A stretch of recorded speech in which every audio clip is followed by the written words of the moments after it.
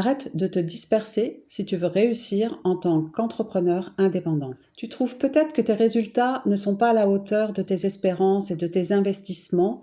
Puis alors, à ce moment-là, tu te mets à douter, tu te disperses, tu dis oui à toutes les missions. Rassure-toi, tu n'es pas seul. Et dans cette vidéo, je vais t'expliquer pourquoi et également te donner une méthode pour garder le cap et enfin atteindre les résultats que tu désires. Bienvenue, si c'est ta première fois ici, je suis Sabine, business coach et j'aide les prestataires de services à développer un business au service de leur vie et à passer un cap dans le développement de leur activité de coach, consultante, freelance. Moi-même, en 2017, lorsque je me suis lancée en tant que consultante, j'ai traversé des mois de procrastination, de dispersion, de doute. Ça a été très déstabilisant et je veux éviter cela pour toi. Alors c'est parti, dans cette vidéo, je vais partager ce que j'ai appris en accompagnant mes clientes. Si, comme moi, tu t'es remis au sport récemment, tu sais qu'il ne suffit pas de quelques séances pour que tu retrouves tout d'un coup santé et muscles. Tu vas devoir y retourner plusieurs fois par semaine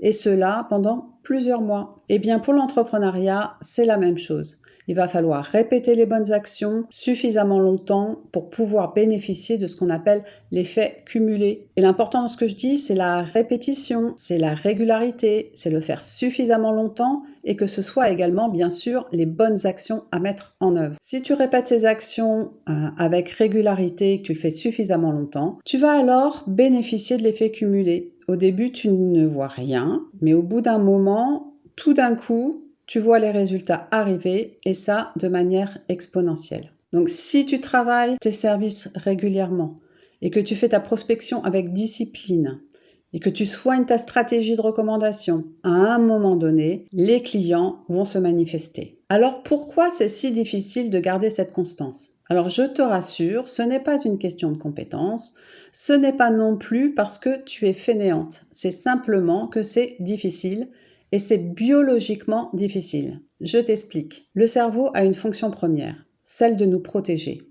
Lorsqu'il est confronté à une nouvelle situation, il doit juger si elle est dangereuse ou non. Dans le doute, il va plutôt voir le verre à moitié vide et il va penser que la situation est dangereuse. Il va alors déclencher une action de défense, soit par l'immobilisation, c'est-à-dire la procrastination, soit par la fuite, c'est-à-dire la dispersion. Or, dans l'entrepreneuriat, tout est nouveau. Tu apprends de nouvelles compétences, tu te retrouves dans des nouvelles situations avec des nouvelles personnes. Alors, le cerveau, il est déjà très, très inconfortable. Mais ce n'est pas que ça. Parce que dans l'entrepreneuriat, la seconde chose, c'est que les résultats sont différés. Donc le cerveau, il n'a pas de récompense immédiate qui pourrait le rassurer. C'est pourquoi on se lance dans des actions qui vont nous donner une récompense immédiate. Par exemple, aller voir les réseaux sociaux ou alors se dire je vais suivre cette formation, ça a l'air bien, je vais apprendre plein de choses. Ou encore, on se fait happer par une solution miracle qui nous promet un résultat rapide et sûr. Ça nous calme et ça nous apporte une récompense immédiate, une bonne dose de dopamine. Et le cerveau, il aime bien, ça le rassure. Tout ce que les actions importantes, finalement, ne nous apportent pas. Bien au contraire, elles nous mettent dans un inconfort, un stress qu'on cherche à fuir en nous réfugiant justement dans ces actions doudou. Et c'est d'autant plus vrai que lorsqu'on est à son compte, l'impact, il est direct. Si tu n'as pas de nouveaux clients, eh bien finalement, tu n'as pas de revenus. Donc l'impact, il est direct et on n'a rien qui nous protège, on est un peu à nu. Dans une entreprise, on a l'équipe, on a le cadre. Mais lorsqu'on est entrepreneur indépendant, eh bien, on est en prise directe avec la situation. Alors, on se retrouve à naviguer à vue dans le brouillard en se posant la question, suis-je dans la bonne direction ? Et en cherchant une réponse sûre, eh bien, on procrastine et alors la réponse arrive. Effectivement, j'ai déjà fait ça, ça ne marche pas. Je vais plutôt essayer cela et cela et c'est comme ça qu'on se disperse. Procrastination et dispersion sont le lot quotidien des entrepreneurs indépendants. Et tu vois maintenant pourquoi, c'est naturel. Mais maintenant que tu sais, tu vas pouvoir être vigilante et repérer ces moments-là où tu es tenté de te disperser et d'aller vers des actions doudou. Que peut-on faire d'autre pour être sûr de ne pas se disperser et de faire les bons choix ? Je te partage la méthode que je propose pour rester focus et atteindre des résultats exceptionnels, et ça relativement rapidement. La première chose, garde ta vision chevillée au corps. C'est elle qui te permet de faire des choix dans le présent. Plus celle-ci est grande, plus les choix sont faciles finalement dans le présent. Donc, imagine dans 5 ans, tu es comment? Peut-être que tu te vois comme une businesswoman reconnue pour les transformations positives que tu apportes à tes clients. Peut-être que tu te vois avec un revenu suffisant, régulier, qui te permet de vivre à l'aise sans avoir peur du lendemain. Définis cette vision.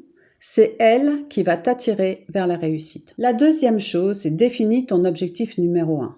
Donc, si dans 5 ans, tu veux être cette femme au succès reconnu, quel est le premier objectif que tu dois atteindre? Est-ce que c'est d'obtenir tes 10 premiers clients? Est-ce que c'est d'augmenter la valeur de ton offre? Est-ce que c'est d'élargir ton réseau? Une fois que tu as défini ton objectif numéro 1, la troisième chose à faire, c'est demande-toi quel est le nœud à défaire pour pouvoir atteindre ce résultat. Si tu n'as pas atteint encore ce résultat, cet objectif numéro 1, c'est sûrement que tu n'as pas identifié ce nœud. Ce nœud, si tu le défais, tu vas libérer la corde finalement et tu vas vraiment libérer le chemin vers ces résultats-là. Par exemple, si ton objectif numéro 1 est de faire 10 ventes, qu'est-ce qui t'a empêché jusque-là de le réaliser? Est-ce que c'est que tu as mal identifié tes prospects? Est-ce que c'est une question de valeur perçue de l'offre? Est-ce que c'est la dispersion justement? Alors, une fois identifié ce nœud, la quatrième étape, c'est de passer ton temps disponible à défaire ce nœud. Et pour cela, il va falloir que tu fasses de la place dans ton agenda et apprendre à dire non à tout le reste. Alors c'est Steve Jobs qui disait « Les gens pensent que le focus signifie dire oui à ce sur quoi ils doivent se focaliser,